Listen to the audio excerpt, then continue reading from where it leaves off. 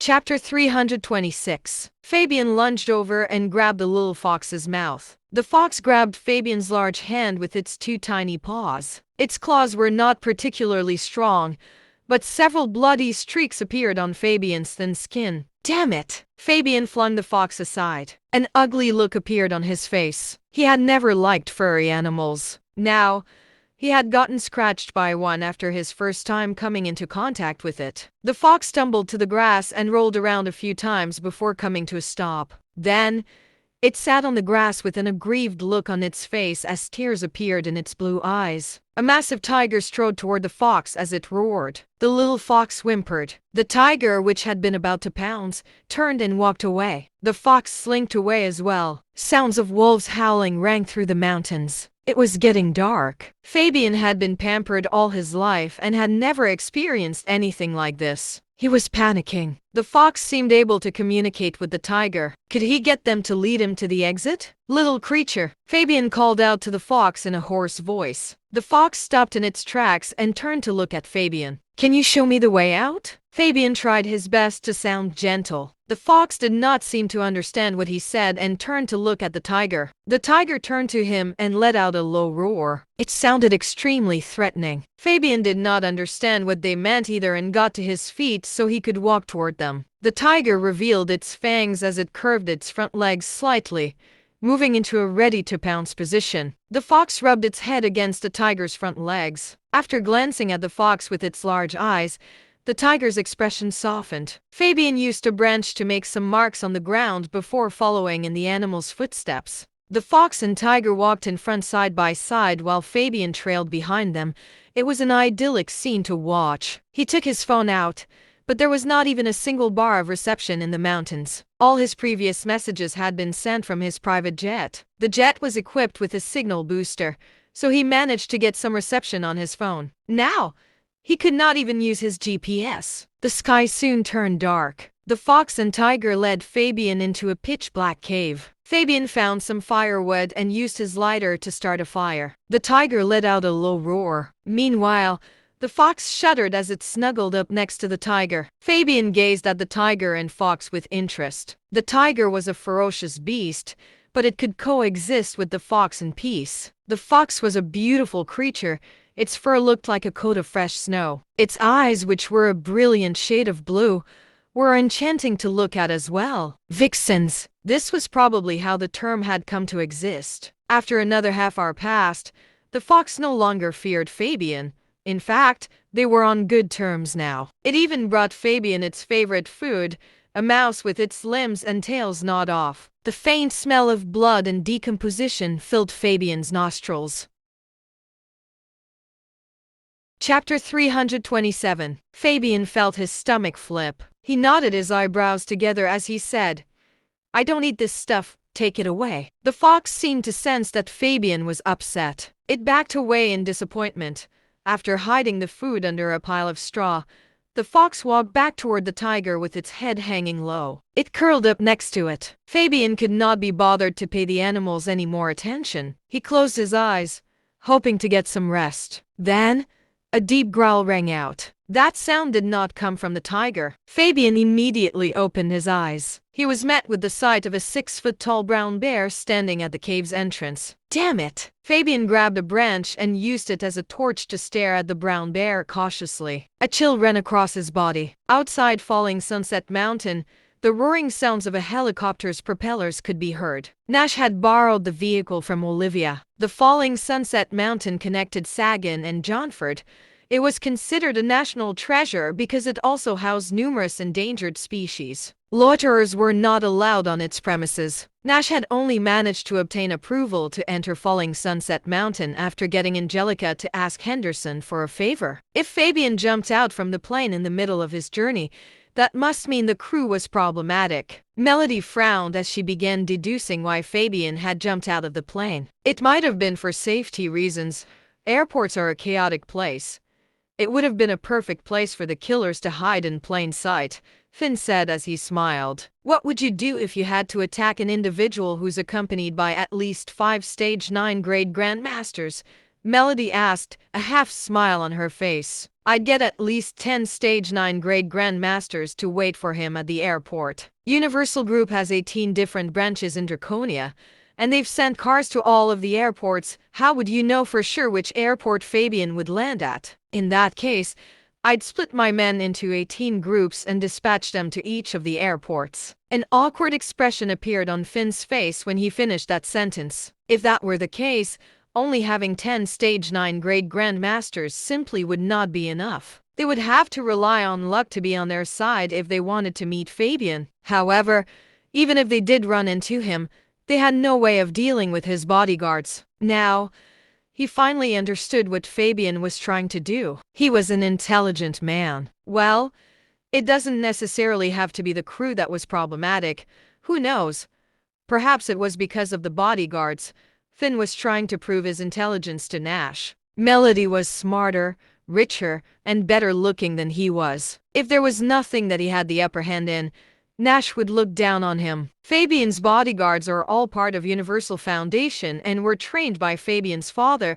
They're equivalent to the 10 families kamikazes, given how loyal they are. Better safe than sorry, Finn countered, pursing his lips. Melody pursed her red lips together but did not say anything. What Finn said made sense as well. The Young family had been a long-established family, where every member of the family was the brightest of their age. In the end, the family ended up falling into destruction because they had trusted the wrong people. 30 minutes later, the helicopter landed where Fabian's last location had been traced. The trio stood at the edge of the cliff, frowning. Finn smacked his lips together and asked, "Do you think Fabian fell off the cliff?" Melody said with worry, "It's possible." Nash looked around him and then pointed at the marks left behind by the branches. "We can find him if we follow the signs." His only worry was that Fabian would end up becoming some wild beast's dinner. It did not take the three long before they were surrounded by wolves. An intent look appeared in Nash's eyes as a terrifying, murderous aura filled their surroundings. The wolves escaped with their tails between their legs. Inside the cave,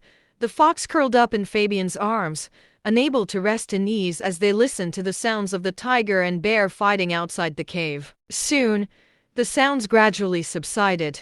Fabian gulped and walked toward the cave's entrance, torch in hand. The bear had disappeared, and the injured tiger was lying in a pool of blood. Whimpers escaped the fox's throat, and tears flowed from its brilliant blue eyes. It jumped down from Fabian's arms and ran to the tiger, where it began licking its wounds. Fabian. Chapter 328. The beam of Melody's flashlight landed on Fabian's face. Melody. Fabian's eyebrows, which had been tightly knitted together, loosened slightly. Melody was an expert martial arts practitioner. They were saved. The three strode over. Melody glanced at the tiger lying in the pool of blood and then gave Fabian a once-over before asking with concern, "Are you all right?" "I'm fine." Fabian soon regained his former sternness and began exuding his usual cutthroat businessman aura. "Who would have thought? You have such a slender frame, but you managed to kill a tiger." Finn laughed as he gave Fabian a thumbs up. The man standing before him was one of the most influential people in Universal Group. It would be unwise for him to let his guard down. Based on the tiger's wounds, it looks like it was bitten by some other large animal, Nash said quietly. After saying that, Nash gazed at Fabian thoughtfully. He had sensed a familiar feeling from Fabian. It was as if they had met before this. He had carried out countless missions overseas and had gotten to meet many people. However, he had never been in contact with Universal Group. In fact, he had not even known of their existence until today. So why did the men seem so familiar to him? Two giant brown bears abruptly raced toward them. Their teeth were exposed, and there was a wild look in their eyes as they stomped down on the dried leaves and branches. This produced all sorts of cracking sounds. One of the bears was covered in wounds, and its brown-colored fur was matted with blood. "Stupid animals, do you have a death wish?" Finn dashed forth and knocked the bears to the ground. "The smell of blood here will only attract more wild beasts. We should leave now," Nash said, a solemn expression on his face. The beasts here were all endangered species, and he did not wish to cause any damage to the environment. "Do you have a knife?" Fabian's eyes narrowed as he gazed at the wounded bear lying unconscious.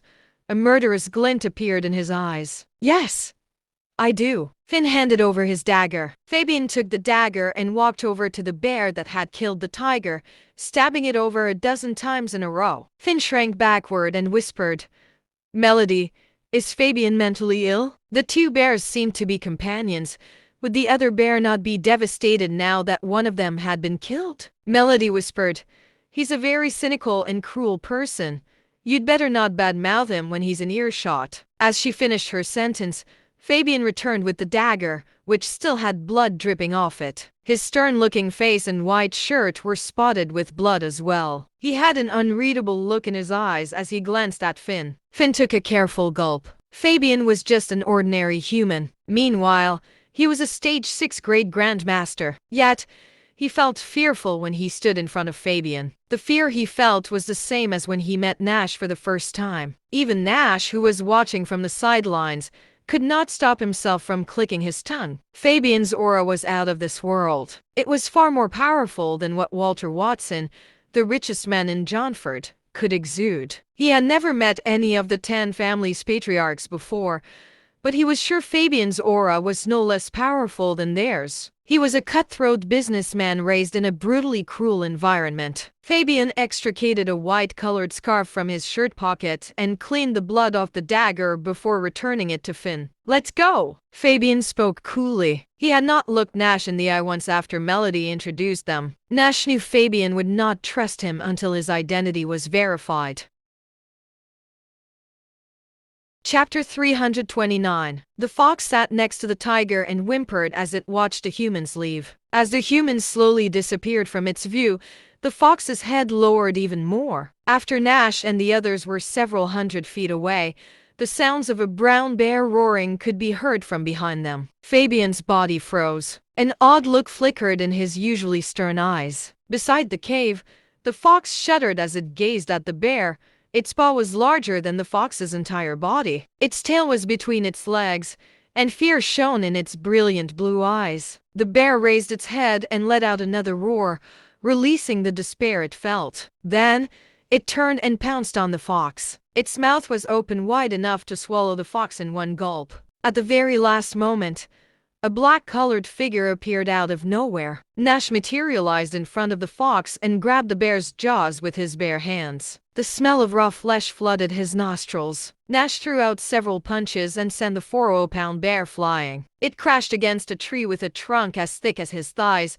The tree snapped in half from the impact. The fox poked its head out from a pile of grass, using its brilliant blue eyes to stare at Nash. Its ears were vigilantly pricked upward. As Nash walked toward the fox, it bared its tiny teeth and arranged its features into a fierce expression. When he reached over to grab the fox, it bit him. Nash immediately redirected his inner energy to his arm to protect himself as he picked the fox up. A surprised look appeared on Nash's face when his hand came into contact with the fox's fur. Why did the fox possess trace amounts of spiritual energy? Humans were not the only species who could master the art of cultivation. Other animals could do so too. They just had to master the art of getting spiritual energy to enter their bodies. Nash's master was well-traveled and had once brought a large black dog back with him from his travels to guard his property. The dog was smarter than all other canines and could even understand what humans were saying. Nash's master had explained the dog probably possessed spiritual energy because it had consumed something from the spiritual world, which infused and activated its neurons. Soon, the dog developed an energy center within its body and learned how to practice cultivation by absorbing the trace amounts of spiritual energy present in the air. The fox looked no more than a month old. Its soft fur and brilliant blue eyes told Nash it was a spirit fox. Spirit foxes had either a father or a mother that possessed spiritual energy within their bodies. It had been exposed to the spiritual energy its mother possessed even before being born. Hence, it was able to absorb the spiritual energy present in the environment after being born. Falling Sunset Mountain had not been damaged by humans and was quite well conserved, which meant there was more spiritual energy present here than in the bustling city. Such living conditions made it even easier for the fox to practice cultivation. Leaving you behind so you can practice cultivation is the wiser choice to make. I'm confident you'll be able to take on a human form if you practice for another 1,000 years. Nash placed the fox on the ground. The fox gripped Nash's arm tightly, refusing to let go. It used its brilliant blue eyes to gaze pleadingly at Nash. It was seemingly saying, "I'm still a baby. It'll be dangerous to leave me behind here." Nash chuckled. "Fine. I have a feeling Fabian would be worried sick too if I left you here." Fabian had told them everything that had happened to him after he jumped off the plane. He had also explained that he killed the bear because he was avenging the tiger, which was bitten to death while trying to protect him and the fox. The fox's parents were probably dead, and its spiritual energy was why it managed to live alongside a tiger peacefully. Fabian was worried the fox would run into danger and wanted to take the fox with him. At the same moment, the sounds of a bear's roars rang through the mountain. Nash had immediately raced over after hearing that. Nash took the fox with him to the helicopter. The fox poked its head out from under Nash's arms to look at Fabian. However, Fabian ignored it. The fox turned the other way huffily and laid its head on Nash's arm.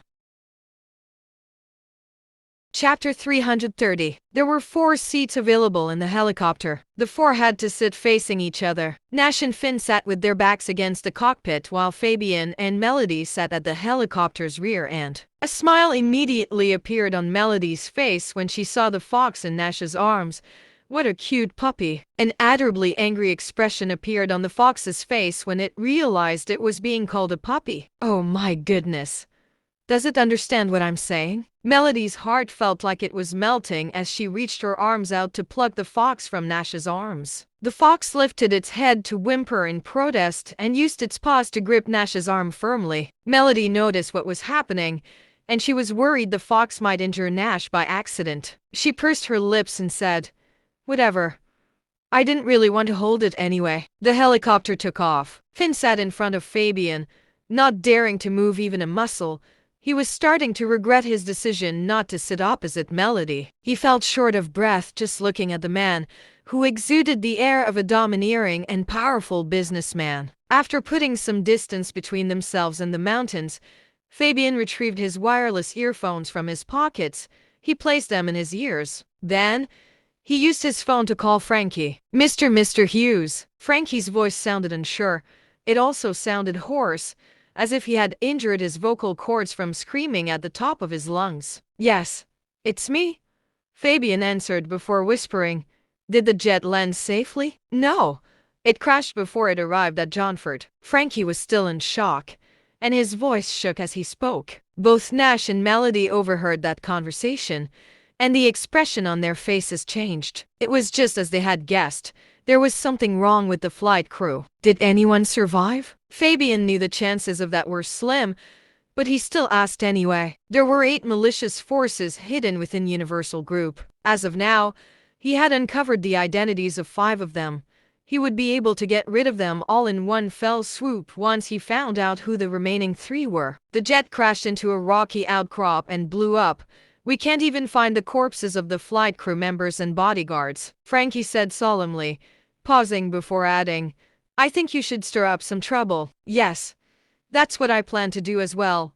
Locate a reliable assessment center and wait for me there," Fabian said, the look on his face not betraying his emotion. "All right, Mr. Hughes." Fabian closed his eyes after hanging up the phone. Universal Group and the 10 families were 2 factions made up of 4 different clans. One of the clans, which comprised the Kleins and the Jacksons, had already become exposed.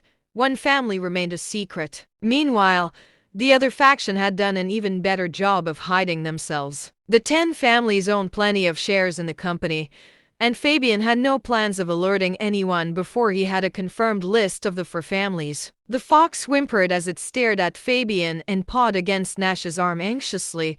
It seemed to want to be by Fabian's side. Nash smiled a slight smile before letting go. The fox was more inclined toward Fabian because they had spent more time together. The fox stood on Nash's legs eagerly, seemingly estimating the distance between the 2. After a while, it gathered all its strength into its legs and leaped outward. It had not even covered half the distance it needed to before it landed on the ground. The fox splayed on the floor and whimpered. Fabian opened its eyes and glanced at the fox, but he did not make a move. Melody had a pained look on her face as she picked up the fox and placed it on her lap.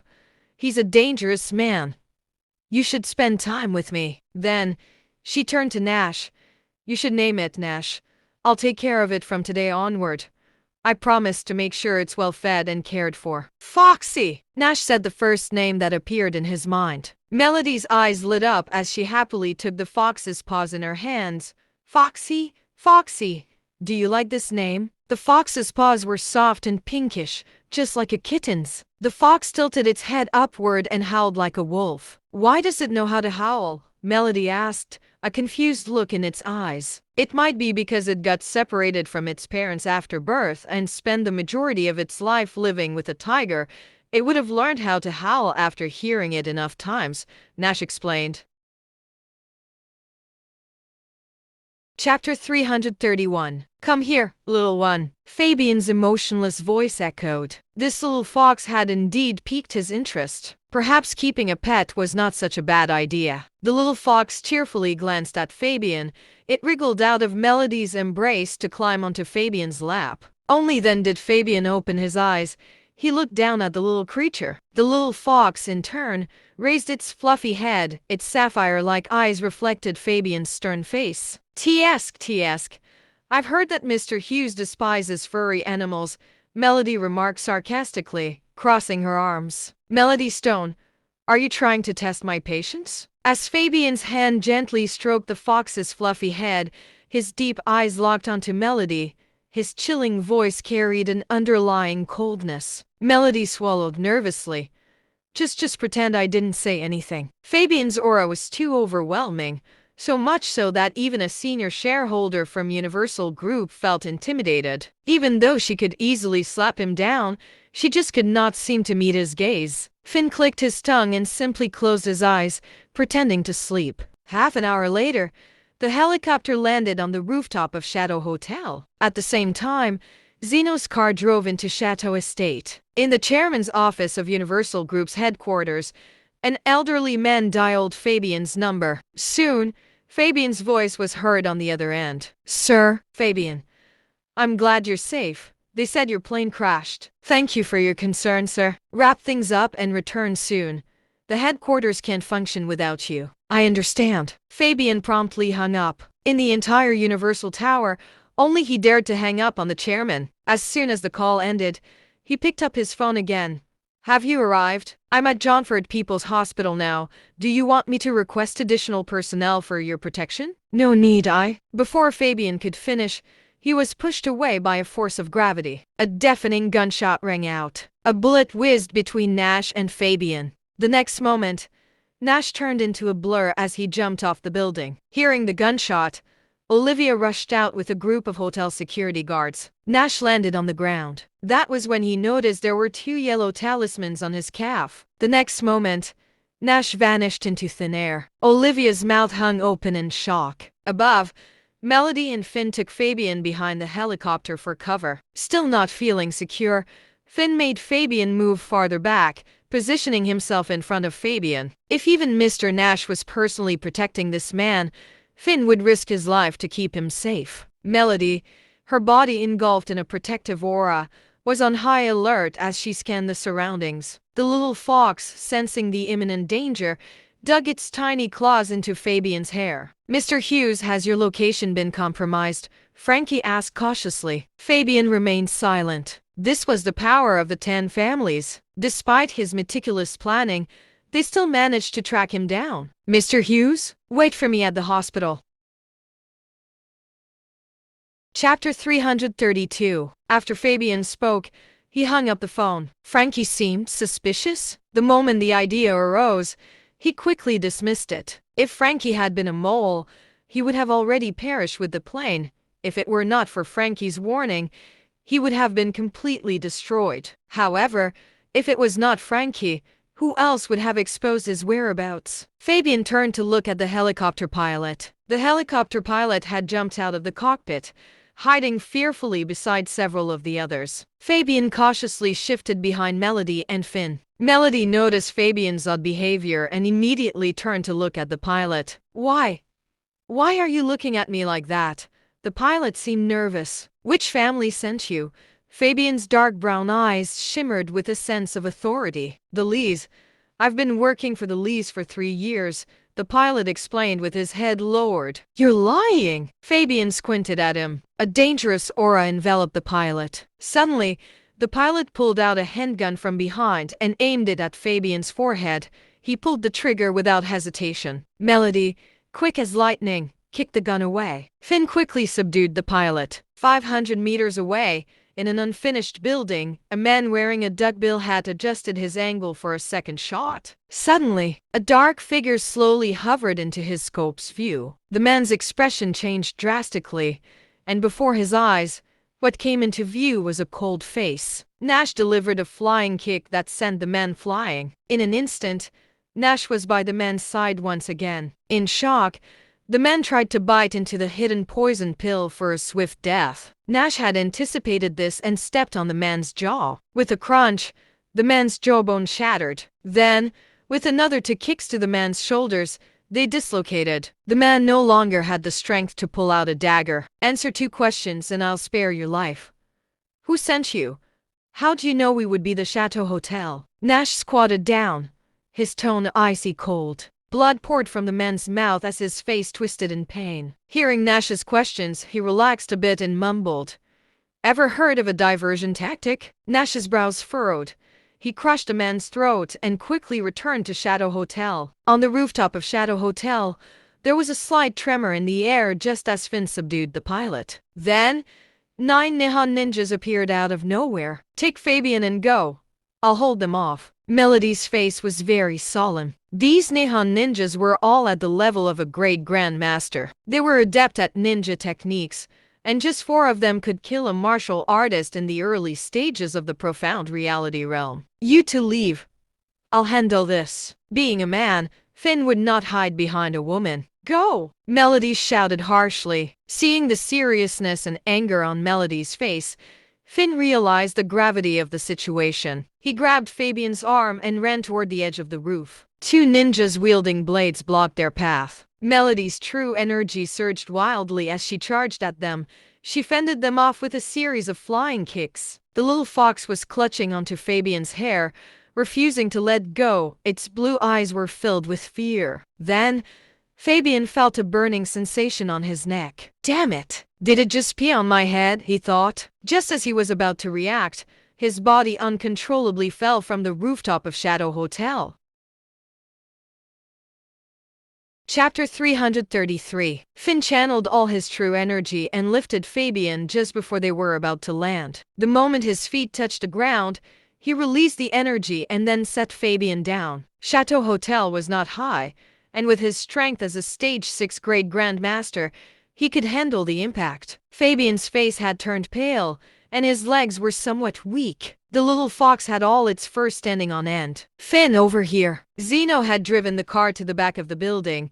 Seeing Finn and the others jumping down, he immediately waved them over. Without any delay, Finn dragged Fabian toward the car. A ninja landed heavily on the car, causing the roof to collapse and the airbags to deploy. Olivia, driving a McLaren, slammed the brakes. Finn then pulled Fabian toward the McLaren. A ninja from the Audi slashed with immense force, attempting to split the McLaren in 2. Meanwhile, Olivia shifted into reverse and floored the accelerator. The McLaren shot backward. The blade landed in front of the car, and the wall behind it had been split in half. Olivia quickly turned as pale as paper. The ninja smirked, then he lunged forward. He aimed a slash at Fabian, but Finn pushed Fabian aside and blocked the ninja's attack with a dagger. Sparks flew everywhere. The immense force had caused Finn's hand to bleed, and he knelt on the ground. Zeno quickly dragged Fabian into the McLaren. Without uttering a word, Olivia drove through the broken wall and sped off. "Zeno, where are you headed?" Olivia asked with a trembling voice. She recognized Fabian. He was a significant figure in Universal Group. No wonder Nash had personally gone to greet him. They were ambushed shortly after arriving at Chateau Hotel. Zeno looked at Fabian beside him. "Mr. Hughes, where do you plan to go now?" Fabian replied in a deep voice. "Nowhere.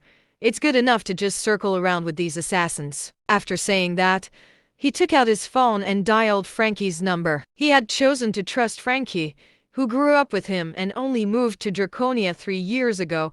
This brother of his would never betray him. "Mr. Hughes, how are things on your end?" "It's complicated. Can you help me get in touch with the Special Security Department?" "Sure, Mr. Hughes." Frankie was at Johnford Hospital.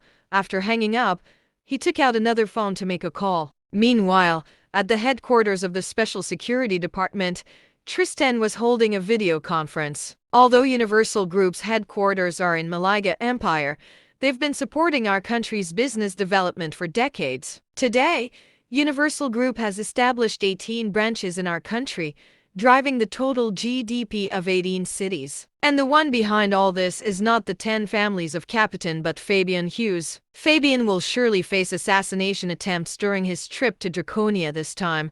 We must protect Fabian at all costs. "Mr. Campbell, a call for you." A dashing woman handed Tristan the phone. After taking a look at the caller ID, Tristan took the call. "Mr. Campbell, Mr. Hughes is in trouble at Johnford, and we need help." "I'll send someone right away." "Deacon, immediately take all your men and look for Fabian," Tristan ordered with a stern face. Back at Chateau Hotel, Melody was facing 8 ninjas and quickly overwhelmed. Her clothes had been torn in several places. The band holding her hair was sliced open, and her long, silky black hair was flowing down her back. 5 ninjas with killing intent charged at her. She thought she was doomed. "Granny, I couldn't fulfill your last wish to protect Nash." Melody smiled bitterly, closing her eyes in despair. Just as the 5 ninjas were about to strike her, a terrifying force sent them flying backward. "You can't even protect yourself, let alone me." Chapter 334. Nash glanced at Melody, who was lying on the ground, and spoke indifferently. When Melody heard Nash's voice, she abruptly opened her eyes. With a flash of his feet, Nash charged toward those 8 Nihon ghost ninjas. "There are 3 kinds of people I despise the most: Nihon ghost ninjas, Nihon warriors, and all Nihon kind." The power of peak profound reality realm erupted mercilessly. With just one punch, he blasted through the chest of a stage 9 grade grandmaster. His speed was as fast as lightning, so much so that even Melody, who was in the profound reality realm, could not see it clearly. The stage 9 grade grandmaster ghost ninja looked in disbelief at Nash's arm, which had pierced through his chest. Nash's mouth curved into a bloodthirsty smile. His true energy surged, shattering the ghost ninja into pieces. Melody's eyelids twitched in surprise.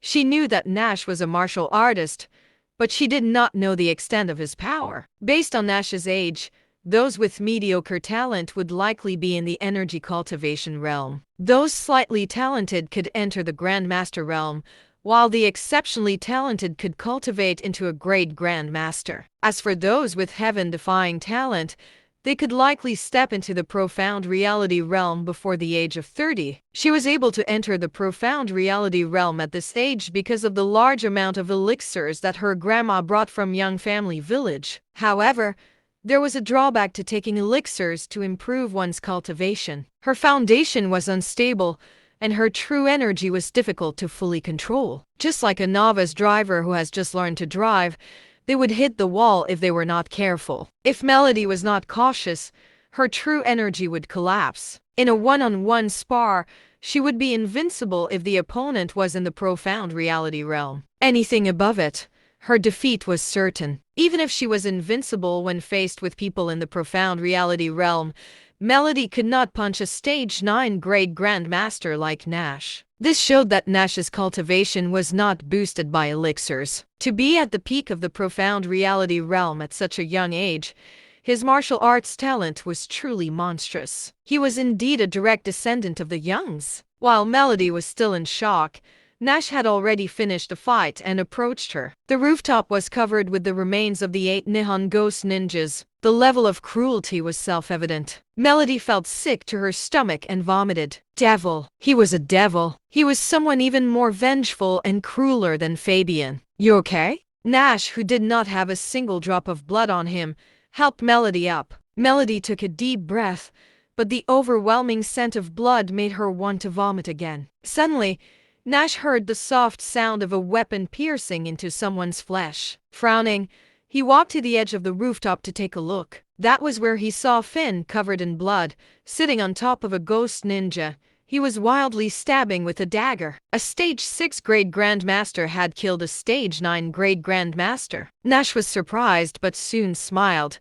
It seemed he had not misjudged Finn. With a little training, Finn would have limitless potential. We need to find Fabian quickly. Melody approached Nash, and the two of them jumped down from the building. Finn, with bloodshot eyes, saw someone approaching and roared while brandishing his dagger. Come on, I'll kill you all. Johnford's government, traffic, and patrol departments jointly announced that they would be conducting a joint exercise that evening. All residents of Johnford were advised not to go out unless necessary. For a while, Johnford became eerily quiet. There were only a few vehicles on the busy central street. Inside the traffic department building, Judas, the person in charge of the Special Security Department's 9th Division, was monitoring screens. With him were Harley Dinkelson, the head of the traffic department, and Henderson from the patrol department. They were all watching live feeds from cameras placed at key intersections throughout Johnford. Although the number of cars on the streets had been reduced, there were still nearly 1,000 vehicles driving about. It was not an easy task to locate Fabian's vehicle. Suddenly, Judas' eyes were fixed on one screen. He saw a McLaren being followed by 3 black Porsches. Harley and Henderson also noticed this. Chapter 335. Harley immediately issued the order. The staff dragged that surveillance feed to the center of the screen and enlarged it. Through the windshield, they could see a woman driving. Henderson exclaimed in surprise, "Isn't that the Lee's heiress, Olivia? Is she racing someone?" Judas calmly replied, "She's being pursued." A Porsche slammed into the rear of the McLaren with a loud bang. "Oh!" Olivia cried out, gripping the steering wheel tightly. "Drive faster, Miss Olivia," Zeno urged anxiously. Olivia said tremblingly, "I'm already going as fast as I can. Any faster and we'll flip." Fabian spoke up.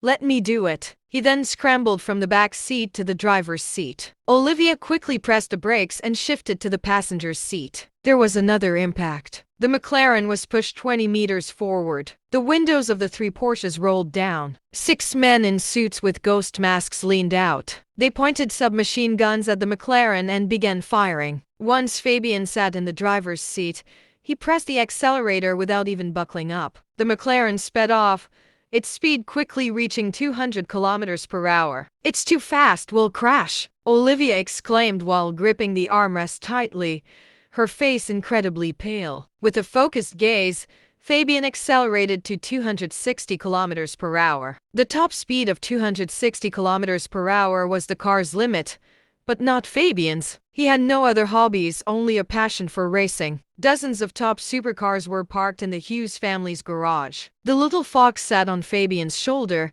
its tiny paws gripping his clothes tightly. Its eyes shone with excitement. Within a minute, Fabian had left the 3 Porsches far behind. Zeno, having never traveled this fast, felt a sensation of weightlessness. Incredible! It felt as though they were about to take flight. The 3 Porsches lost sight of the McLaren. Meanwhile, numerous patrol cars began to surround them. "We failed the interception. We need to retreat." One Porsche hit the brakes hard, leaving a dark skid mark on the road. It turned around with a drift and quickly drove away. Meanwhile, in the Dawson's residence in Johnford, Sheldon could be seen with his eyes furrowed. The mercenary group he hired for $300 million could not even handle a common man. Sheldon quickly grabbed his phone to make a call. "What happened?" the voice on the other end inquired. "We failed, and the government has intervened." "Understood.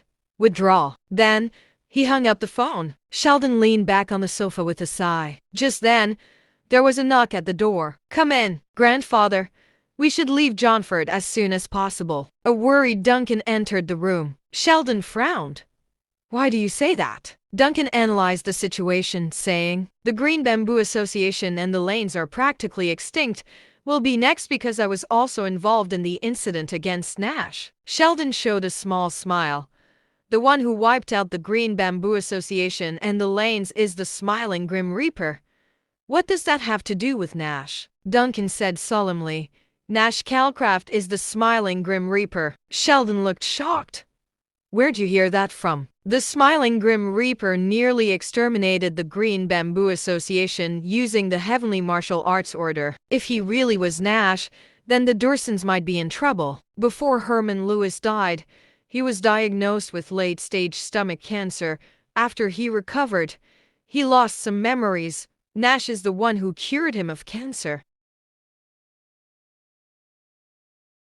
Chapter 336. Sweetie, Walter's wife, was in a coma for 3 years and was later cured by Nash. Felix Shing, the warden of the Northern Territory, was saved against all odds by Nash. According to my research, the queen of the Eurasia royal family once suffered from late-stage cancer. They sought the smiling Grim Reaper for treatment, and that queen is still very much alive and kicking. Nash has always been in Johnford, and so has the smiling Grim Reaper. The Green Bamboo Association came to Johnford to take out Nash, but the smiling Grim Reaper stepped in and wiped out the Green Bamboo Association. Don't you think these events are too coincidental? Duncan squinted as he looked at his grandfather. Sheldon appeared somewhat dazed. Upon hearing Duncan's words, he realized that it was indeed a possibility. Sheldon then exploded in anger. You never do anything constructive, always causing trouble. Now, by offending Nash, aren't you pushing the Dursons to the edge of the cliff? Duncan slowly responded, what if the smiling Grim Reaper is working for the Youngs? Sheldon shuddered. What? The Youngs? How did Duncan know about the Youngs? Plus, he was saying the smiling Grim Reaper could be working for the Youngs? How could that be? I've been researching the tasks carried out by the smiling Grim Reaper. Other than using extermination techniques in the Nihon Empire, his other tasks involved killing only the extremely wicked. As for the wicked one's underlings, he just taught them a lesson. This recent annihilation of over 1,500 from the Green Bamboo Association is completely out of character. Once, you and Howard were drunk. I overheard your conversation.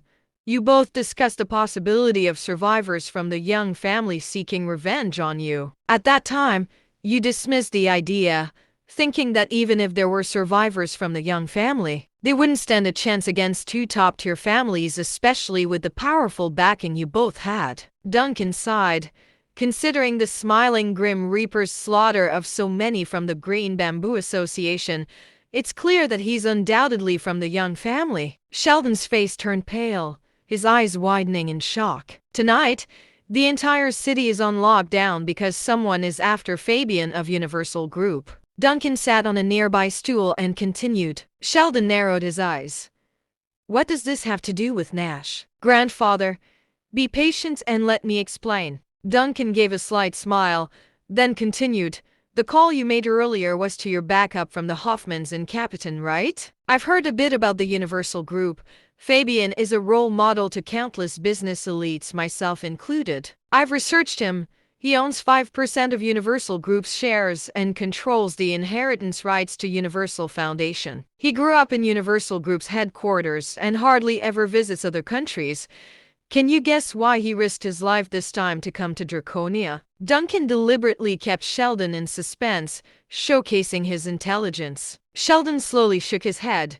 Keep talking. In the afternoon, Draconia's 18 Universal Group branches sent luxurious convoys to various airports to pick up Fabian, trying to deceive those aiming to assassinate him. His plan was nearly perfect.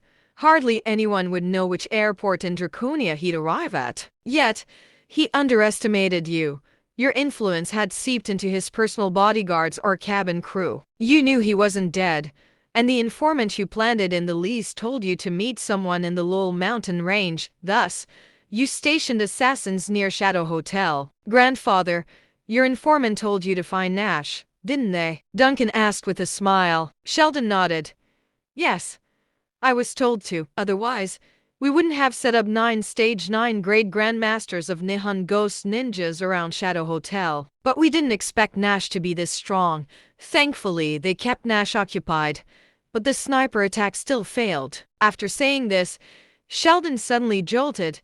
He looked at Duncan, asking, did Fabian come to Draconia to find Nash? Nash was the smiling Grim Reaper. Duncan had only speculated that the smiling Grim Reaper was from the Youngs. With Fabian coming to Draconia and Nash personally seeking him, It further affirmed Nash's affiliation with the Youngs. With this, the reason for Fabian's visit to Draconia became clear. Chapter 337. Nash was not only working for the Youngs but was very likely a direct descendant. Fabian seemed intent on handing over Universal Foundation to Nash's control. Thinking of this, Sheldon immediately reached for his phone to make a call. "It's too late." Duncan spoke softly, his expression a tad desolate. Even at this juncture, his grandfather had not realized his mistakes. "It's not too late. We can mobilize all our forces and kill them all," Sheldon declared confidently. Duncan took out his phone and showed Sheldon a video he had recorded from upstairs. Streets in Johnford were teeming with hundreds of patrol cars, their sirens blaring. No matter how powerful the 10 families are, would they dare to oppose the political world? "If we don't kill Nash and Fabian today, our family will be doomed tomorrow." Sheldon's face contorted with rage. "If you continue down this path, the Dorsons will truly be doomed. Only by helping Nash keep this secret can the Dorsons have a chance of survival. But I killed so many of the Youngs. He won't spare me." By now, Sheldon had completely believed Duncan's words. "Grandfather, hand the control of the Dorsons over to me. I have a way to protect the Dorsons." When Nash and Melody met up with Fabian, they were already at Johnford People's Hospital. Hundreds of inspectors and special security personnel had cordoned off the entire hospital. All the patients had been transferred to Johnford Second Hospital. The hospital's head of gynecology personally dressed Melody's wounds. Finn's injuries were severe, requiring over 200 stitches all over his body. Mr. Dean personally took the samples for DNA verification. All of Nash's group sat in the Dean's office. Outside, a Stage 5 grade Grandmaster from the Special Security Department stood guard. Meanwhile, Judas and Henderson sat in the outer hall. Henderson whispered, "How did Nash and Fabian end up coming together?" Judas shrugged. "Who knows? Maybe they're romantically linked. I heard that Universal Group's Fabian Hughes is quite the reserved and dominating type. Those kinds usually have special preferences." Henderson's mouth twitched. "Mr. Deacon, you have quite the imagination." Nash was already married. What was this nonsense about a romantic relationship? Chapter 338. Could it be that Nash was bisexual? Inside the office, Nash and Fabian sat facing each other. Frankie stood respectfully behind Fabian. Nash frowned and said, "The Lees are generally trustworthy. That pilot was most likely a spy planted by another major family." Frankie nodded. "Exactly. Deceit between families is quite common." He had sensed suspicion from Fabian's tone during their previous phone call. Had the truth finally come to light now? Fabian gently stroked Foxy's fluffy head while deep in thought. Foxy rested its chin on Fabian's arm, comfortably squinting its eyes. "Mr. Hughes, did you also bring the inheritance document from the Foundation?" Frankie asked cautiously. "No," Fabian said flatly. "Is that so?" Frankie chuckled awkwardly, finding it hard to believe that Fabian would risk his life to come to Draconia without bringing the inheritance document. "I'll go check on Melody and the others," Nash stated. He was aware that his identity had yet to be verified, so they would not share many secrets with him. Besides, Fabian was not much for conversation. It made it awkward for Nash to just sit there. Hera had another sleepless night in Rex District. She and Yvonne spent the evening monitoring surveillance feeds. That night, Nash did not return to Royal Bay. Yvonne speculated that he might have checked into a hotel room with that woman. "What does she have that I don't? That old woman isn't even as young as me." Hera sounded like she was close to crying. While playing her game, Yvonne commented, "Older women have their ways. If you want to capture a man's heart, you've got to capture his soul. Let's sleep and stop thinking about him." Hera turned around, wiping away her tears. "I'll sleep after this round. These useless teammates, they dare to criticize me after playing so poorly. What's wrong with me killing Yaria? If you dare, turn on your mix. If I don't blast you all, it'll be disrespectful to the credibility score." It was 8 o'clock the next day, and Nash was sitting in front of Finn's hospital bed, smoking. Finn coughed from the smoke. "Cough, cough." Nash smiled. "Want one?" Cigarettes contained nicotine. which could help alleviate pain somewhat. After the effects of the anesthesia wore off the previous night, Finn felt pain all over. He started taking ibuprofen and painkillers. Concerned about the side effects of taking too many painkillers, he asked Nash for a cigarette. Nash promptly bought a pack. Now, it was almost finished, with Finn having smoked more than half. "Give me one," Finn said weakly. Nash took out the last cigarette, placed it in Finn's mouth, and lit it for him. With both of Finn's arms severely injured, Nash had to hold the cigarette for him. After a couple of puffs, Finn's expression relaxed. Nash grinned. "You did well protecting Fabian last night. What reward would you like?" He treated Finn like a younger brother, and he did not want him to go unrewarded. Chapter 339. Can I get cash? Finn asked with a grin. After paying off his father's debts, he was now penniless. He still wanted to buy back his father's brick factory. "How much do you want?" "However much you can give," Finn quickly responded, uncertain of a specific amount. Asking for too little would be a loss. Asking for too much might make Mr. Nash think he was greedy. "I don't have much on me right now." Before Nash could finish, Theo called. "Nashy, I drank too much yesterday. I heard you were looking for me," Theo said lazily. Just as he was short on cash, money came knocking. Nash said, "Wire over 5 million. Okay." Without any hesitation, Theo immediately transferred 5 million to Nash's bank account using his phone. "By the way, Nash, I heard Fabian Hughes went to Johnford to find you." "Yes, that's right. I didn't tell you this before. The situation at Universal Group is very complex, and its risk level is not less than that of the Kleins. I'm worried you might run into trouble," Theo said apologetically. When he learned that Nash was a descendant of the Youngs, he had considered having Nash inherit that 10% share of Universal Group. However, thinking of the numerous major forces eyeing that 10%, he dropped the idea. In order to inherit the foundation, one would need to be the direct bloodline of the Youngs. But if Nash were to inherit the foundation with that identity, he would be doomed. "It's okay. I would have found out sooner or later. Finding out too early wouldn't entirely be a good thing." He was already struggling against the Kleins. Trying to inherit Universal Foundation would be an even bigger challenge. Theo laughed. "Since Fabian has already found you, he'll probably help you find a solution. He's very strategic. Discuss a foolproof plan with him." Just then, there was a knock on the door. From outside, Frankie announced, "Mr. Calcraft, the results are in. Mr. Hughes requests your presence in the dean's office." "Fabian's looking for me.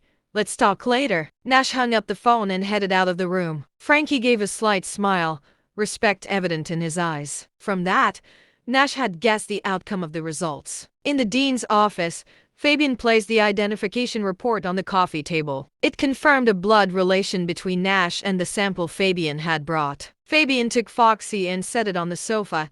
He removed his custom-made Armani suit and retrieved a document from an inner pocket. Foxy, finding the sofa cold, quickly awoke and crawled back onto Fabian's lap. "This little thing is quite clingy," Fabian remarked with a slight smile at the corner of his mouth. Another knock sounded. Fabian sat upright and said indifferently, "Come in." Frankie opened the door. "Mr. Calcraft, please." As Nash entered the office, Frankie closed the door and stood guard outside. Inside the office, Fabian looked deeply into Nash's eyes. "Melody must have told you, right?" Nash nodded. "She did." Fabian took out the inheritance document from the folder and placed it on the table. "Sign the inheritance document with the name Nash Young. Then use your blood to print your thumbprint." Fabian's tone became gentler. Nash went to the dean's desk, picked up a black pen, and wrote the name Nash Young on the document. Logically, since he was of the Young's lineage, he should use the name Nash Young when acknowledging his ancestry. However, the name Nash Calcraft had been given to him by his master. He had used it for over 20 years. Changing it suddenly felt quite unnatural, and there was also the possibility that it might bring greater danger to those around him. After signing, he drew some blood from his thumb with his true energy and left a thumbprint on the paper. Fabian picked up the inheritance document and examined it once, his deep eyes trembling slightly. With Universal Foundation returning to the Youngs, The Hughes fortunes should also be on the rise, right? The ink of the thumbprint was not dry yet. Fabian laid the inheritance document on the coffee table and then said, "You now hold Universal Foundation, owning 10% of Universal Group's shares. I hope you entrust me with this 10% fully.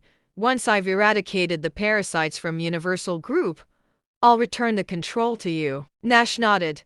"So what should I do now?" Fabian had come from afar, risking his life to find him in Draconia. Nash naturally trusted him without a doubt. "You don't have to do anything. Although you're the actual controller of the foundation, this identity won't be known to outsiders. Currently, Universal Foundation has 30 billion in funds. According to the will left by the founder, 80% of the funds are used for charitable causes and 20% for martial arts force cultivation. Only the successor of the foundation can re-establish the rules for fund allocation. So, has my dream of becoming the richest man gone down the drain?" Nash casually asked. A mischievous curve appeared at the corner of Fabian's mouth. "I can help you liquidate that 10% of shares, based on the current market price. Those 800 million shares can be sold for 96 billion Malaga dollars, which can be exchanged for 600 billion Draconia dollars. The interest you'd earn from a bank deposit would be more than you could ever spend. However, Universal Group would have no ties with the Youngs anymore." Chapter 340. Cough, cough. "I was just joking. I'm not interested in money." Universal Group was founded by his great-grandfather. If he were to sell off that 10% of shares, his great-grandfather would surely haunt him in his dreams. Fabian continued, "Once I head back, I'll have the chairman issue an appointment letter for you to take up the role of head of inspection of Universal Group in the Draconia region. You'll oversee 18 Universal Group subsidiaries in Draconia. You can manage them however you like." Nash was a bit stunned, feeling like he was being treated as some spoiled kid from a rich family. However, the position sounded quite impressive. "Does the head of inspection have a lot of authority? How much is the monthly salary?" "The head of inspection can act on behalf of the chairman. You can dismiss any position below the senior shareholders without consulting the board or shareholders. Your monthly salary is 3 million. 3 million sounds a bit low," Nash said with a wry smile. "Then sell your shares." Fabian's face darkened. "The position is just for show. Isn't 3 million enough for your living expenses?" "It's enough. It's enough." Nash grinned. "Any other questions?" Fabian put the finely dried inheritance document into a folder as he asked indifferently. Nash pondered. "How's the Foundation's martial arts forces?" "Martial arts Grandmaster, 1,500. Great Grandmasters, 600. Profound Reality Realm, 36. Mystique Loyalty Realm, 18. Profound Oriental Realm, 4. Fabian informed Nash without hesitation. "Damn, that's amazing!" Even with Nash's composure, he almost jumped in surprise. The records in Draconia indicated there were only 300 Great Grandmasters. Universal Group had double that. What did this imply? It meant the martial force of Universal Group was even mightier than a nation with 2 billion citizens like Draconia. This is a force that the Foundation has spent 60 years cultivating.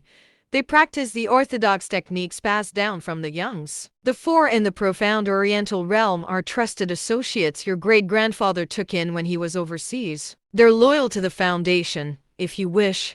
With just one command from you, they'll come and pledge loyalty to you." Fabian tugged the inheritance document into his clothes. He then took out a needle and thread from his shoe to mend his clothes. The scene of a fierce tycoon mending his clothes was a bit odd. "You don't need to do that. You need them more than I do." The battlefield of Universal Group was at its headquarters. Behind those forces, there must be a large number of martial artists. Without these martial artists, Fabian would be like a tiger without teeth. "It seems you do have some brains." "Not any less than yours," Nash retorted unwillingly. Fabian glanced at Nash, then lowered his eyes to continue sewing. Half an hour later, Fabian boarded a special plane arranged by the Special Security Department. It headed toward the Malaga Empire. Midway, an unknown mercenary group launched a tracking missile in an attempt to shoot Fabian down. However, The Special Security Department had already contacted Malaga Empire's security department in advance. A well-trained special force successfully intercepted the tracking missile and annihilated the mercenary group. At Royal Bay Villa, Lauren and Harrison were sitting on the couch. Harrison sighed. It seems that in the end, Hera just isn't good enough for him.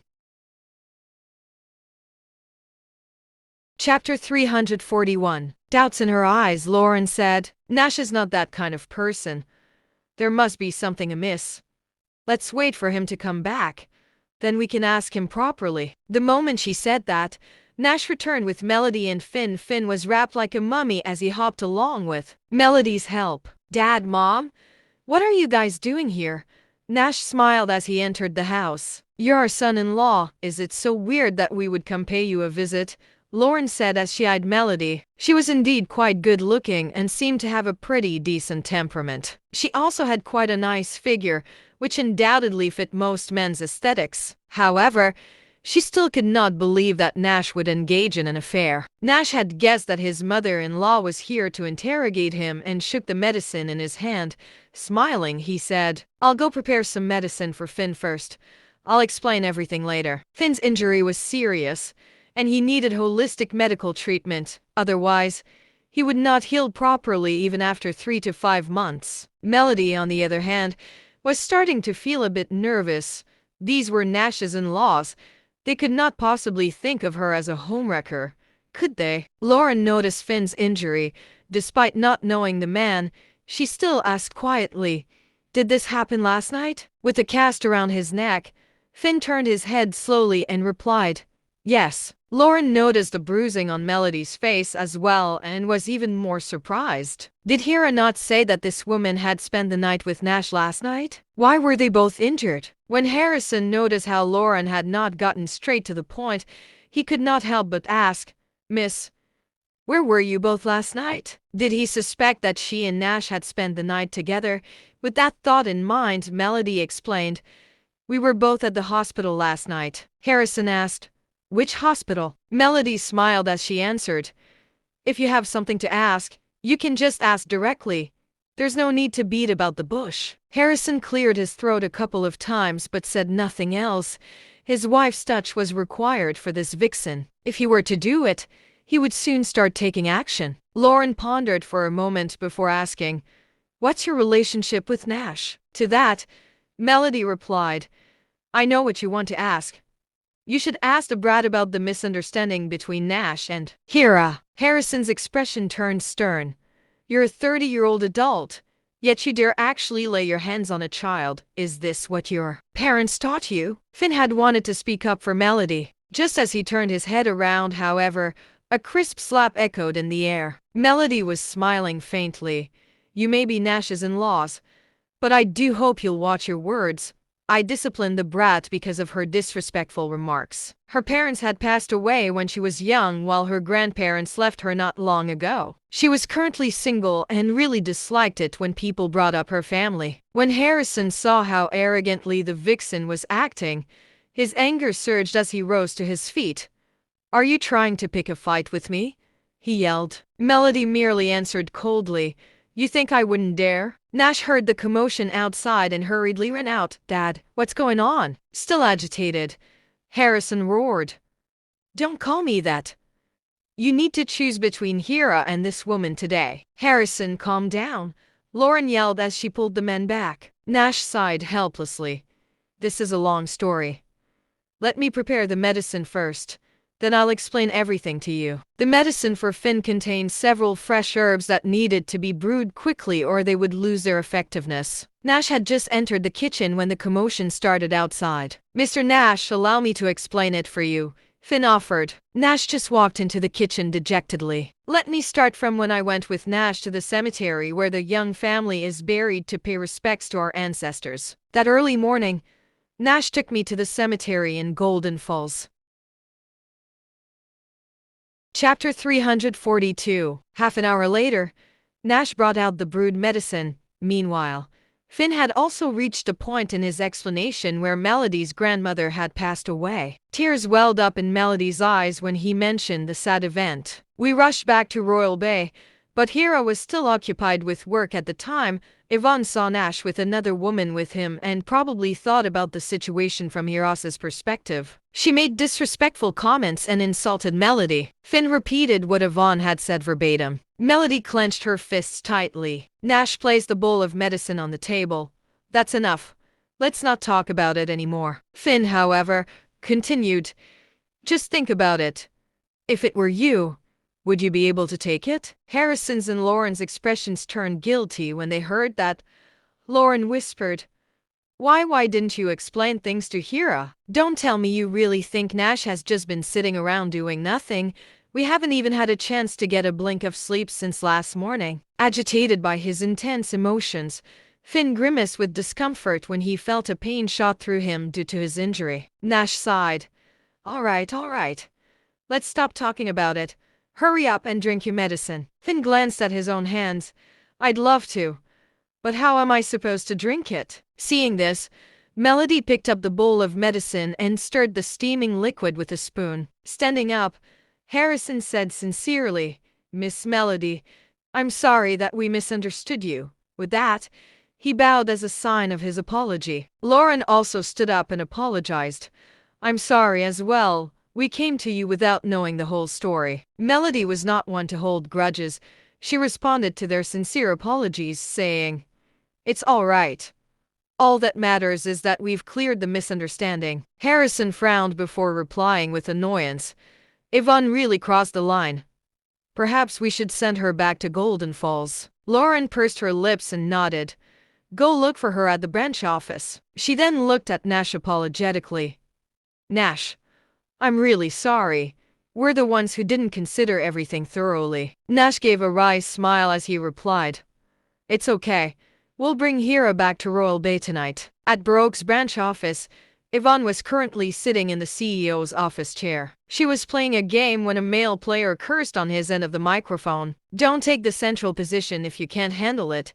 We have 12 deaths as a team and you contributed 11 of them. Go work in a factory if you can't play. Unable to hold herself back, Yvonne retorted angrily through her own microphone. They've been ganking on me in the jungle the whole time. What are you even doing? You think I need to work and earn money like you? I'm the CEO of a company. The guy laughed. Haha, a CEO. You sound like you still haven't been weaned off your bottle yet. Just you wait. Yvonne turned off her microphone before calling out to Winnie, her secretary who was working in the corner. Miss Winnie, go get a few people to address me as the CEO. Winnie just frowned. The company was currently in a frenzy. How would there be anyone who was free to mess around with her? Hurry up or I'll have my cousin fire you, Yvonne threatened. Winnie quickly picked up her phone and typed out a message before sending it to the company chat. I need a few people to come up and address Miss Yvonne as the CEO. Yvonne turned on her microphone and said lightly, Hey you, lousy D-rank player, you suck. Why don't you just come and be a grunt at my company? The other players sneered. Are you acting tough now? The doorbell outside rang. A white-collar worker walked in and said, Miss CEO. Immediately, a large group of white-collar workers surged in and greeted, Hello, Miss CEO. Yvonne's spirits instantly lifted. Please have a seat, everyone. The group exchanged glances and then all sat down on the nearby sofa while whispering to each other. What's going on? Where's Miss Lewis? She's Miss Lewis's cousin. Unbelievable. I'm not even done compiling my financial reports yet. Yvonne teased through the microphone. You lousy D-rank player. Did you hear that? Hurry up and come work at my company. I'll let you be my watchdog. Hearing the hushed conversations among the white-collar workers, Yvonne then roared. What are you all whispering about? Chapter 343. Everyone present immediately fell quiet as if they had been stunned into silence. The other player was also quiet. It seemed that the person he was talking to was indeed the boss of a company. Yvonne took on a domineering and arrogant tone as she taunted. Why aren't you saying anything? Where's all that bravado from earlier? You're not only bad at the game, but you're also a worthless piece of waste in real life. What's the point of your existence? Just then, Lauren and Harrison pushed open the office door and strode in. Yvonne glanced at them through the corner of her eye and felt a shiver run through her. Quickly standing up, she called out politely, "Aunt Lauren, Uncle Harrison." Harrison looked at the employees, his expression cold as he asked, "What are you all doing here?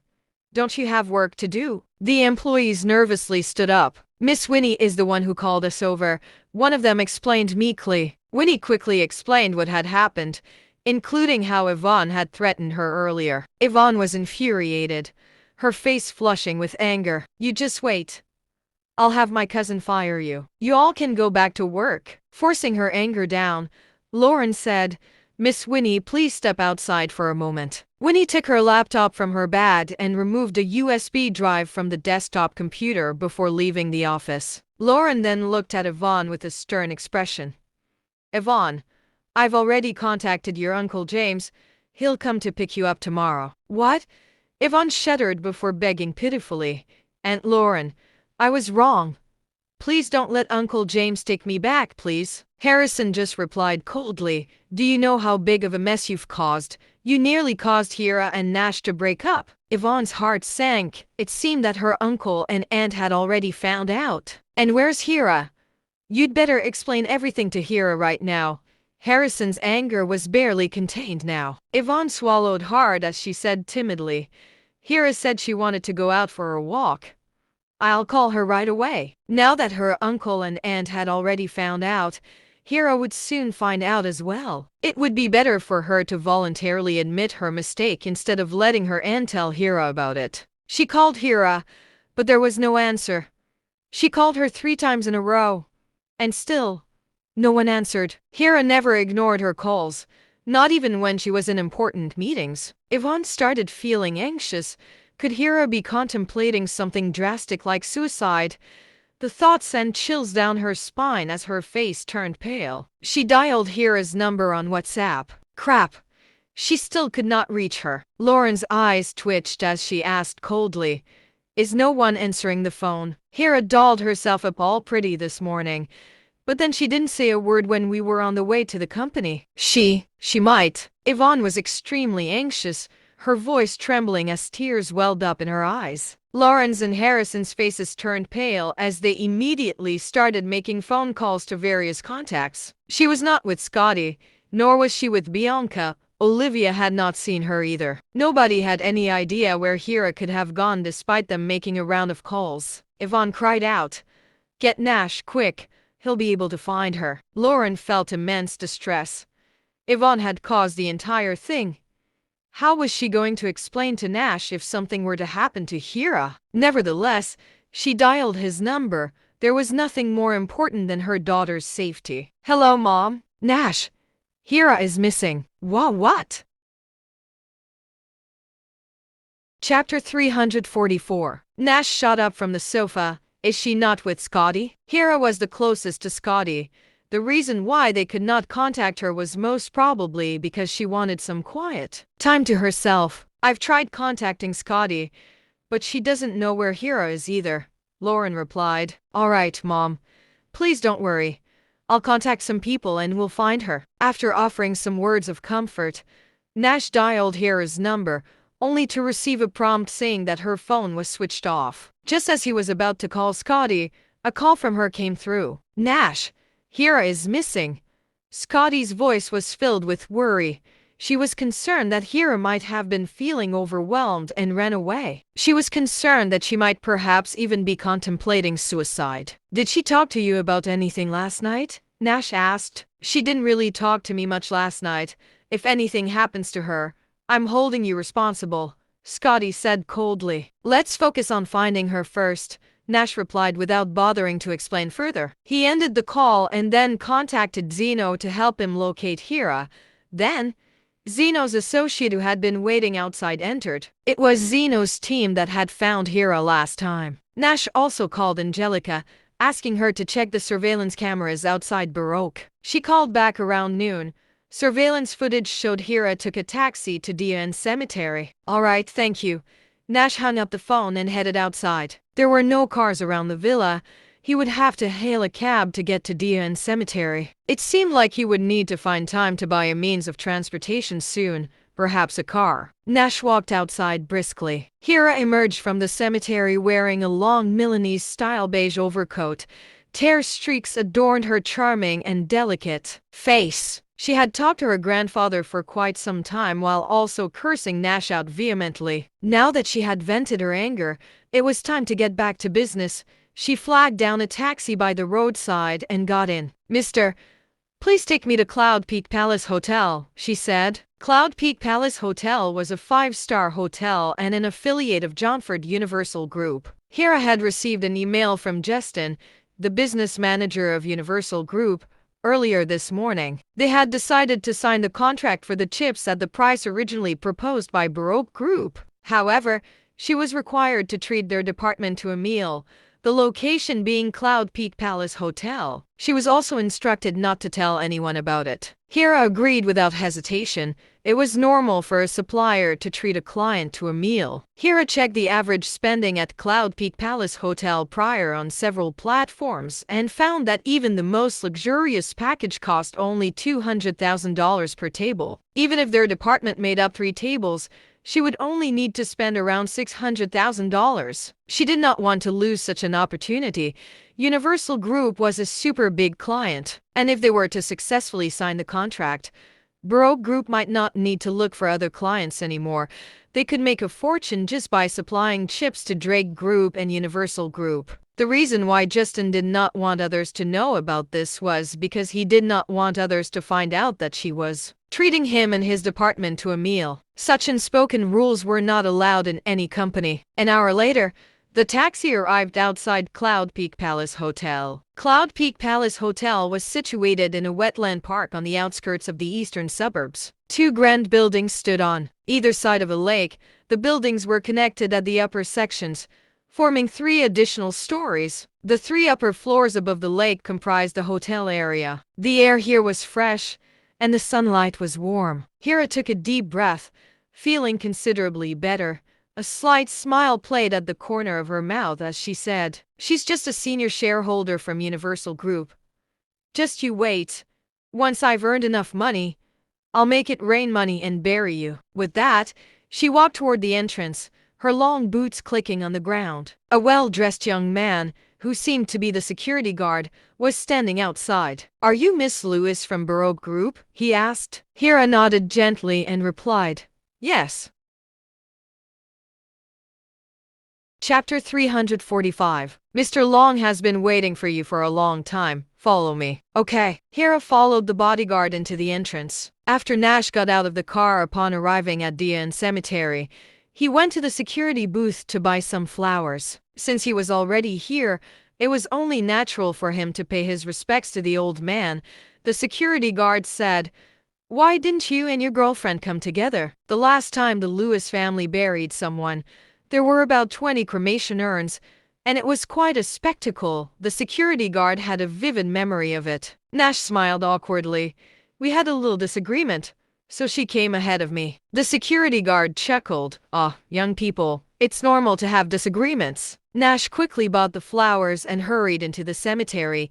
There was no one in front of Herman's grave, and there was no sign of Hira in the entire cemetery. Nash hurriedly placed the flowers before leaving.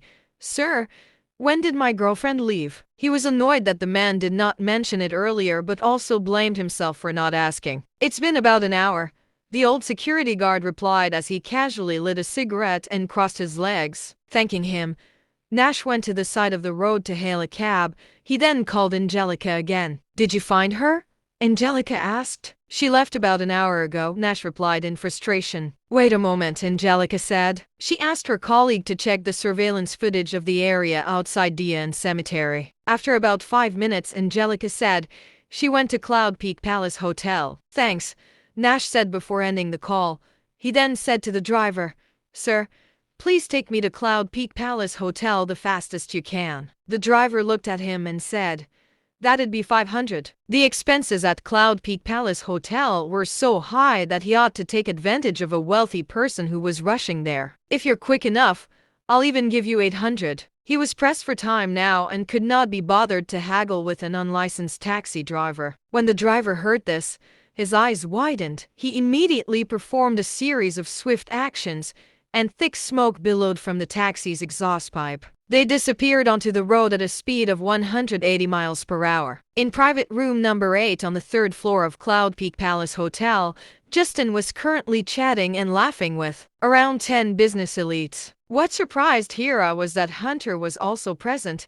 There were also 4 other female employees from Universal Group at the table. There were no available seats on the women's side and only one seat between Justin and Hunter. Let me introduce everyone. This is Miss Lewis from Baroque Group, the future supplier of nanokits for Universal Group. Justin introduced to everyone at the table. He then continued to Hira, these are my colleagues, as well as the managers from the finance and audit departments. Hello, Miss Lewis. The others greeted Hira. Hira felt a bit nervous but smiled and replied, no need to be so polite. I look forward to working with you all in the future. She had already interacted with some people from Universal Group before. They would not be so courteous to her if it were not for this meal. However, Hira also could not help but feel a little pleased with herself when she heard this group of normally haughty managers address her with respect. Justin smiled lightly. Miss Lewis, please have a seat. The food will get cold soon. Chapter 346. Hira took a seat between Justin and Hunter. To her surprise, Hunter did not harass her like he used to. Instead, he just sipped his drink silently, not even glancing in her direction. Hira could not help but curse to herself silently as she sat down. She was called away midway to pay the bill while they were in the middle of dining and drinking. It was clear they were treating her like a cash cow. However, she was willing to do anything if it meant that they could close the deal. Justin tilted his head and chuckled. Miss Lewis, I didn't know you were acquainted with my cousin. I wouldn't have negotiated so aggressively otherwise. Hira was surprised. Hunter is your cousin? It's not too late to learn about it now. Have a drink with my cousin. Although Hira was reluctant, she knew that social drinking was inevitable in business. She poured herself half a glass of wine and said, Mr. Hunter, I'll toast to you. Hunter looked over casually. If you're gonna make a toast, make sure your glass is full. What's with that meager amount? Yeah, Miss Lewis. You need to fill it up. Miss Lewis, we can't lose to a man. 2 of the female employees started to cheer and chant. When Hira heard the last statement, she thought of Nash. They managed to get the business deal with Drake Group thanks to Nash's influence. Today, she was here to negotiate an even larger deal than the one with Drake Group. I'll definitely make you notice me, she thought to herself. With this thought in mind, Hira poured herself a full glass of wine. Hunter was satisfied and raised his glass to clink with hers. At Justin's persuasion, Hira then toasted the managers of the audit department and then the procurement department. Her face was turning red from the multiple glasses of wine she was ingesting. Justin later then poured half a glass for both himself and Hira. He said with a smile, You've toasted. Now it's our turn. Why just half a glass? Are you even a man? Hira shot Justin a look of annoyance before moving to top up her glass on her own. This left Justin completely stunned. He had been contemplating how to get Hira to drink and finally decided to pour her half a glass at a time. Now, she was taking the initiative to fill up her own glass. The night before had been his cousin's birthday, and Justin had attended the birthday banquet at the Hall's residence. His cousin had looked depressed and seemed troubled by something. He then started talking about the woman he loved after he downed a few drinks. To Justin's surprise, the woman turned out to be Hira. In efforts to get Hira into his cousin's bed, he deceived the woman into coming here. Mr. Long, what are you waiting for? Hira has already filled her glass. You can't back down now, can you? Mocked Queenie, the manager of the procurement department. The business, audit, and finance departments had always been close. The 3 department managers frequently collaborated and had made quite a profit together. They often indulged in feasting and heavy drinking together. They never backed down when it came to urging others to drink. That's right. Fill it up quickly, added Sally, the manager of the audit department with a smile. Justin feigned a wry smile. Today, I shall drink to my death with Miss Lewis." He then filled his own glass, raised it, and added, "Let me take the first sip." Hera smiled with satisfaction and then emptied her glass in one go. She felt her stomach churning and said, "I need to use the restroom." She then hurried to the restroom. Taking a blue pill from his pocket, he plopped it into Hera's glass. He then filled the glass with more wine, causing the pill to dissolve instantly. "Hunter, you must seize this opportunity. I guarantee you, she'll be enchanted the moment she finishes that glass," Justin whispered. "Thank you, my cousin. I won't forget this," Hunter replied. Hunter was aware that Hera had moved out from Royal Bay and saw this as an opportunity. However, he was still a bit nervous. "Hera is close with Drake Group. I'm worried." "Drake Group?" Justin laughed heartily. "Drake Group is nothing compared to Universal Group. Drake Group may have the support of the Sky family of Capitan, but Universal Group has the support of the top 10 families in Capitan," he said arrogantly. Chapter 347. The corners of Hunter's lips lifted into a smile when he heard that. "Don't worry. Even if the sky falls, I've got it covered. And if I can't handle it, Queenie's cousin will. Her cousin is the vice president of our company." While vice presidents may not be that significant in other companies, being the vice president of Universal Group means that he holds a lot of weight. He's at least a senior shareholder in the House of Representatives. He has a strong say in the company's headquarters. Justin had also consumed quite a bit of alcohol and was now speaking arrogantly. "Justin, be more discreet," Queenie reminded him softly. Justin realized he was boasting too much, so he just smiled as he lit a cigarette. Hera flicked the water off her hands before making her way back to the private room. Whose turn was it to drink again? We should sign the contract once this round is over. She felt better after emptying her stomach. Although she was a little drunk, she had not forgotten her objective for today. "It's my turn now. I'm not great with alcohol, but I must make sure Miss Lewis enjoys herself today." Sally raised her glass and said with a cheerful smile. As the manager of the finance department, she had to make this toast. For a large company like Universal Group, they had numerous suppliers to entertain. Anyone in the business world would know that collecting payment as suppliers was an agonizing experience. This included suppliers like Baroque Group. If their customers were to fail to settle their payments, they would also have to delay payment to their own suppliers. There were only pros to maintaining a good relationship with the finance department, no cons. "Ms. Graham, I look forward to working with you in the future," Hera said. "Of course, absolutely," Queenie replied. Both of them downed the contents of their glasses. Hera sat back down, feeling her vision begin to blur as a warmth spread through her body gradually. Justin asked softly, "Miss Lewis, are you all right?" Hera shook her head. "I'm fine. I must have drank too much." She slumped into her chair just as she said that. Her body was getting hotter and hotter as an itch spread all over her body. She drank too much. It was clear that someone had drugged her. She watched as Justin and the others left but could not hear anything. Then, only she and Hunter were left in the private room. "Hera, are you all right? Let me take you to rest." Hunter rose forward to support Hera. When he caught the fragrance coming off her body, he felt himself getting excited. The moment Hunter touched Hera, however, the door of the room broke off along with the adjacent wall with a resounding crash. "Nah, Nash." Hunter's expression shifted. He lifted a wine bottle before swinging it over the man. Nash shattered the bottle with a fist. "You dare touch my woman? You're asking for it." His voice was cold, and the temperature in the room had dropped to freezing levels. Hunter's vision turned black.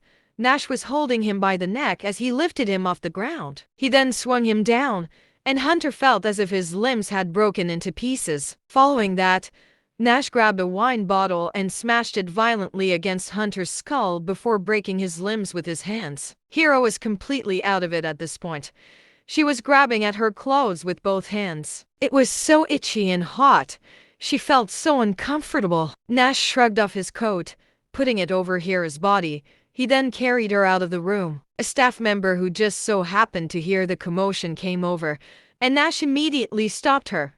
"Get me a room." The staff member looked at the woman in his arms and said through pursed lips, "Sir, Please show your ID card or your Universal Group work badge." Nash took out his ID card and handed it over. The staff member then quickly prepared a room. When she returned, her face was as pale as a sheet. "How much is it?" Nash asked. The staff member just handed the ID card back with trembling hands as she stammered, There's no charge."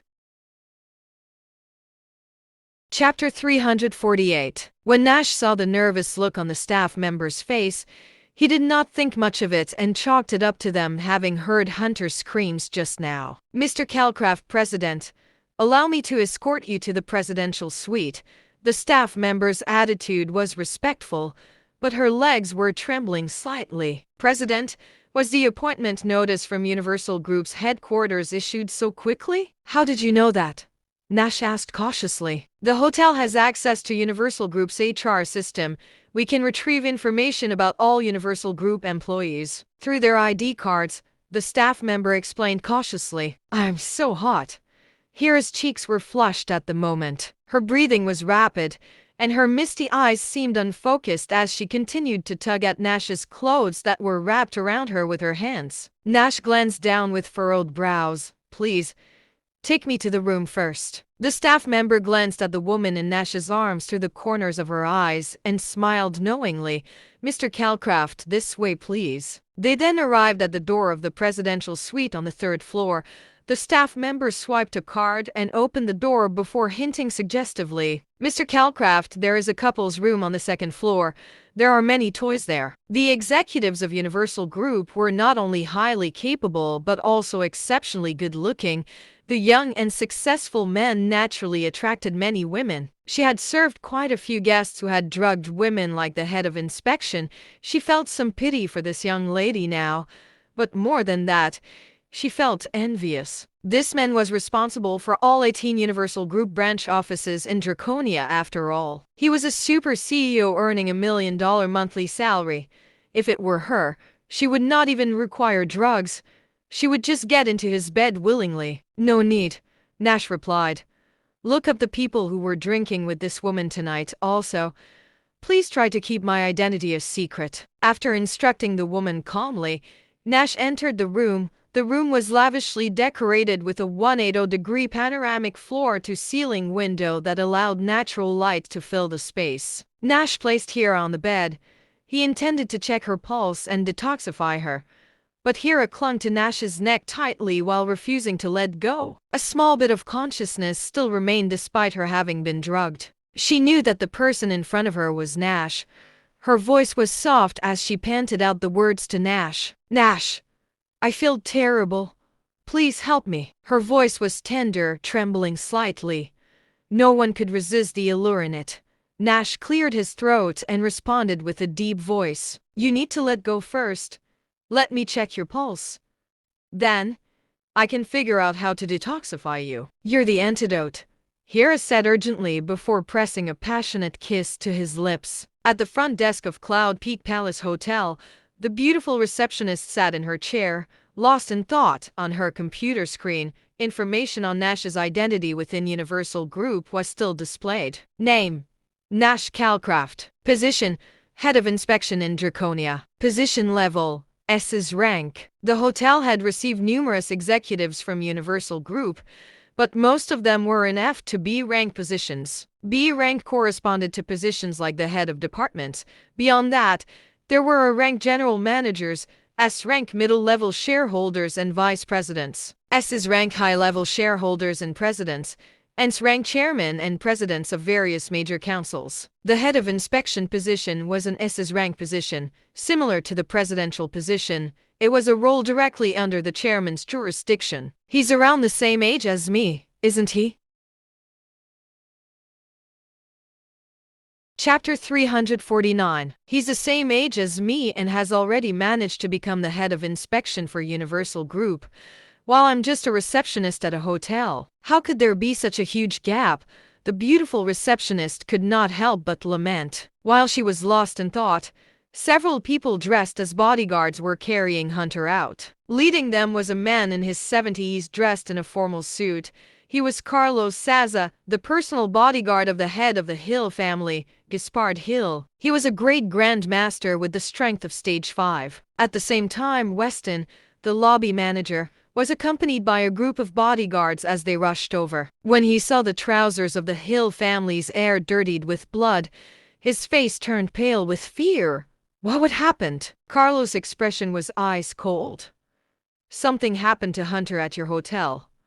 How dare you ask what happened? Just 10 minutes ago, Carlos received a furious call from the family head and immediately set out for Cloud Peak Palace Hotel to bring Hunter back. He did not have much affection for the man who did nothing all day, but when he saw Hunter's miserable condition, he could not help but feel a hint of sympathy. Hunter's limbs were broken, and he had to use his jaw to make a phone call. Sir, please calm down. I'll find out what happened right away, Weston said cautiously before going up to the front desk. The Hill family was a second-tier family. If something had happened while Hunter was at Cloud Peak Palace Hotel, the Hill family would not let it slide without explanation. Tell Mr. Long what happened. I'll take Hunter to the hospital first, Carlos said. He was worried that Hunter would die from excessive blood loss. Cloud Peak Palace Hotel was an affiliated hotel of Universal Group, and their main investor was the Zell family. Their head was already in discussion with the Zell family, and the latter was certain to provide a satisfactory explanation for Hunter. Weston arrived at the front desk, his face pale with anger. Wasn't Hunter Hill dining with Mr. Long? How did he end up in this state? Seeing the manager's discontent expression, the beautiful receptionist named Lily was instantly nervous. She stammered, I don't know either. I just started my shift. She was not lying. Cloud Peak Palace Hotel operated 24 hours a day with each shift lasting 8 hours. After starting her shift, she went upstairs to look around. When she heard screams coming from private room number 8, she went to check it out. That was when she happened to bump into Nash leaving the room with a woman. Weston made another call to the surveillance room, and the staff quickly located the footage of a man entering private room number 8 in a hurry. Those in the surveillance room then reported the man's movements to Weston. Did he book the presidential suite with you? Weston asked the receptionist with furrowed brows. Yes, he did, Lily replied hesitantly. He's also from Universal Group and is a S's rank executive. What? Weston shuddered as he quickly checked the room records on the computer. When he saw Nash's name, his heart skipped a beat. There was a head of inspection from Draconia Universal Group. Mr. Calcraft instructed us not to disclose his identity, Lily added cautiously. Weston was the lobby manager. While Lily was not to disclose the information, Weston still had the authority to check the identities of the hotel's customers. She had felt it necessary to inform Weston of Mr. Calcraft's instructions. After a moment of bewilderment, Weston sneered. That damned Justin. He always acts high and mighty, but he's kicked a hornet's nest this time. Just as he said that, Justin and Queenie rushed into the lobby, followed by 3 burly bodyguards. Weston immediately put on a smile. Mr. Long, Miss Graham. Who dares lay their hands on my cousin? Justin's expression was dark. He had just started his week-long vacation and was planning to spend some quality time shopping with Queenie in the city center. However, he heard about what happened to Hunter right as they arrived. How could a drugged woman who was barely conscious manage to harm Hunter? Chapter 350. I did. Nash walked out at this moment with lipstick marks adorning his face. He was feeling a bit frustrated because Hira had got him all hot, but when he took her clothes off, he realized that she was on her period. With that, he could only use his true energy to expel the effects of the drug from Hira's body. Then, he made his way to the front desk to find out who had invited Hira here. Inebriated, Justin failed to contain his anger when he saw the person who had assaulted Hunter. The gall you have to behave so cockily even after you beat someone up. You're quite audacious brat. Do you know who Hunter is? Queenie narrowed her eyes as she looked at Nash. This person seemed very familiar. She took out her phone and opened the Johnford WhatsApp group, checking through the chat history.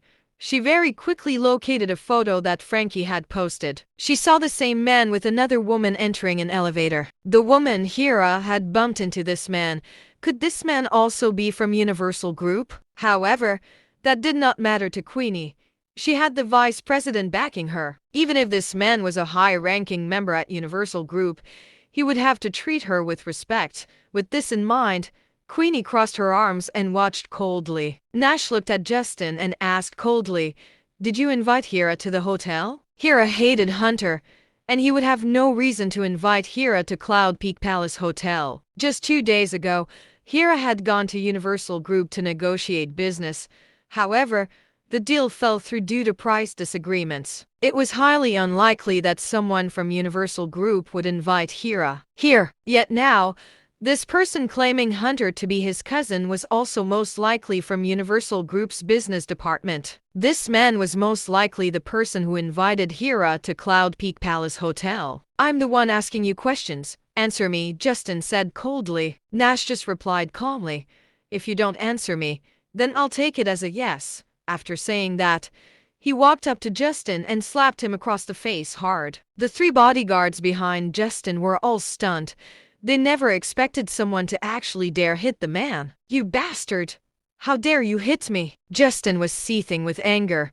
Clenching his fist, he swung it at Nash. Nash raised his leg and gave a kick which sent Justin flying like a sandbag. He crashed into a pillar in the lobby. Justin lay on the ground, bleeding profusely. His eyes eventually rolled to the back of his head before he passed out. Queenie was struck by fear, her scalp tingling as she shouted at her bodyguards, "What are you waiting for? Why aren't you doing something?" They were her personal bodyguards assigned to her by her family. They usually only followed her orders. The commotion attracted the attention of the hotel's security staff. Then, over a dozen of them surrounded Nash. When Weston saw this, he was terrified and quickly stood up. "You bunch of scoundrels, what are you trying to do?"